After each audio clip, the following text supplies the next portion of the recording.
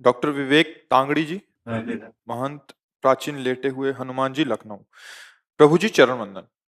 प्रभु जी, सभी स्वरूप में श्री हनुमान जी के दर्शन होते हैं। जो भी तीर्थ जाएं, जिस भी परम धाम के दर्शन करें, सभी में श्री हनुमान जी के ही दर्शन होते हैं। महाराज जी, इसमें मार्गदर्शन। उत्तम भक्त का यही लक्षण है कि अपने अभी बताया नहीं, अपने आराध्य देव को देखें।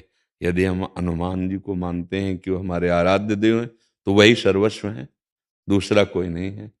हनुमान जी के हृदय में सिया राम जी बैठे हैं, तो सिया राम के हृदय में हनुमान जी बैठे हैं। साधु हृदय मह्यम, भगवान कह रहे, मेरा हृदय साधु, मैं साधु का हृदय। आम भक्त पराधीनो अश्वतंत्र हृदय। अगर हनुमान जी ऐसे दिखाए तो राम जी, अगर राम जी के हृदय में देखो तो हनुमान जी मिलेंगे पक्का। मतलब एक ही परम तत्व है, चाहे उसे जो कहें। वो लीला के लिए सेवक बना हुआ है, लीला के लिए स्वामी बना हुआ है। कभी राम जी हनुमान जी को पूजते हैं, कभी हनुमान जी राम जी को। कैसे? जैसे राम जी रामेश्वर की पूजा कर रहे ना, तो वही रामेश्वर हनुमान जी बन के उनके चरण पूज रहे। कोई दूसरा है क्या? आप देखना, हनुमान जी कौन है? स्वयं रुद्र हैं, स्वयं शिव हैं। तो रामेश्वर की पूजा स्थापना कौन कर रहा है? राम जी। तो राम जी के चरणों को कौन लिए हुए? बोले शिव जी। यही तो एक, अगर हम इष्ट पकड़ लिया, अब यहां विचार करना है कि हनुमान जी को पसंद क्या है। हम जिससे प्यार करते हैं उसकी पसंद देखते हैं, उसकी रुचि देखते हैं। हनुमान जी को सिया राम नाम पसंद है। हनुमान जी को सिया राम चरित्र, रामचरित सुनबे को रसिया। ये रसिक हैं किस बात के? यत्र यत्र रघुनाथ कीर्तनम तत्र तत्र कृतमस्त कांजिलम वाष्पवारि परिपूर्ण लोचनम मारुति नमत राक्षसांतकम। हनुमान जी महाराज आंसू बहाते हुए जहां जहां नाम कीर्तन होता है हरि का, जहां उनके पावन चरित्र का गायन होता है, वहां वहां उपस्थित होते हैं। यत्र यत्र रघुनाथ कीर्तनम तत्र तत्र वहां वहां विराजमान रहते हैं। तो यदि हम हनुमान जी को इष्ट मानते हैं, तो उनको सियाराम जी का जस सुनाए, सियाराम जी का नाम सुनाए, और सर्वत्र उपस्थिति अपने ही आराध्य देव की देखें। किसी भी रूप, जैसे रामकृष्ण परमहंस जी ने कृष्ण का दर्शन काली जी में ही किया। सब भगवत स्वरूपों का दर्शन वो अपनी माँ काली में ही करते थे, क्योंकि वही कृष्ण है, वही काली है, वही राम जी बने, वही सर्वत्र हैं, दूसरा कोई नहीं। दूसरा जब तक है तब तक अज्ञान है, वही है, दूसरा नहीं। अब ये कि जो नाम रूप पकड़े उसमें आसक्त हो जाए, जो नाम रूप पकड़े, जिसे कोई राम उपासक, कोई श्याम उपासक, कोई ब्रह्म उपासक, कोई निराकार, कोई साकार, जहां पकड़े जोर से पकड़ ले, एक ही जगह पहुंच जाएगा। वो दो नहीं है।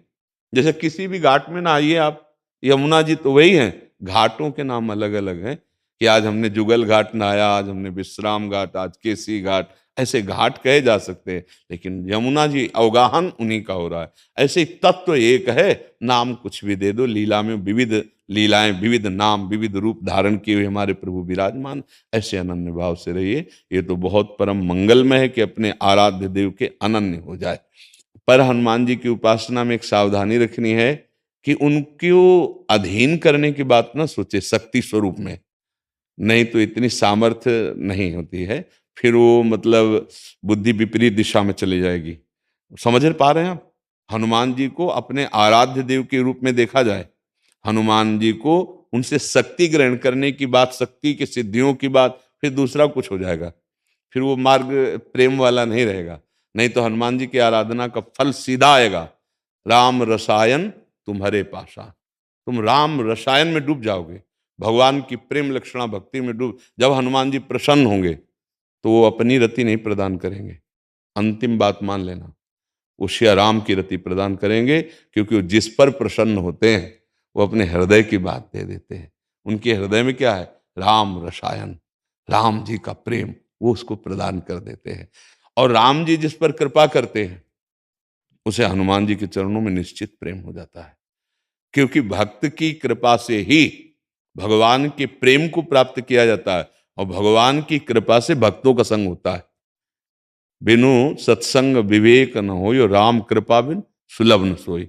अब मोय भा भरोसा हनुमंता, बिनु हरि कृपा मिले नहीं संता। जब हनुमान जी मिले तो विभीषण जी को क्या दिखाई दिया? राम जी की कृपा। राम जी की कृपा जब होगी तो हनुमान जी के चरणों में प्रेम होगा, और हनुमान जी की जब कृपा होगी तो रामलीला का विस्तार हृदय में हो जाएगा। राम रसायन का प्रादुर्भाव हृदय में हो जाएगा। अनन्य रहो, अपने स्वामी के अनन्य रहो, वो सारा सुख विलास प्रकट कर देंगे।